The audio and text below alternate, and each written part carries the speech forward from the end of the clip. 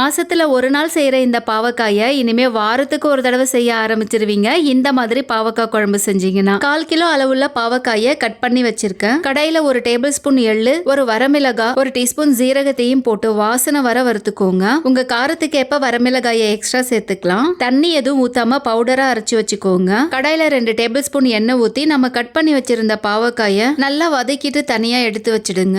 அதே கடாயில கொஞ்சமா எண்ணெய், வெந்தயம், கடுகு, கருவேப்பிலை போட்டு பொரிஞ்சதும் ஒரு வெங்காயம், 10 பல்லு பூண்டையும் போட்டு நல்லா வதக்கிட்டு நான் 2 தக்காளியை அரைச்சு ஊத்திக்கிறேன். நீங்க பொடியா கட் பண்ணி கூட சேர்த்துக்கலாம். உப்பு சேர்த்து எண்ணெய் கசிய வதக்கிக்கோங்க. ஒரு டேபிள் ஸ்பூன் மிளகாய் தூள், 1/2 டேபிள் ஸ்பூன் மல்லித்தூள், ஒரு டீஸ்பூன் சீரகத்தூள், 1/2 டீஸ்பூன் மஞ்சள் தூளையும் சேர்த்து நல்லா வதக்கிக்கோங்க.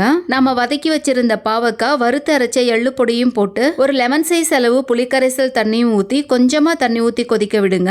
இந்த குழம்பு கொஞ்சம் கெட்டியா இருந்தா நல்லா இருக்கும். கடைசியா 1/2 டீஸ்பூன் நாட்டு சர்க்கரை போட்டுக்கோங்க. இனிப்பு டேஸ்ட் எல்லாம் ஒன்றும் வராது. டேஸ்ட்டை நல்லா எடுத்து கொடுக்கும். சூடான சாதத்துல ஊத்தி அப்பளத்தோட வச்சு சாப்பிடும்போது அமிர்தமா இருக்கும். ட்ரை பண்ணுங்க.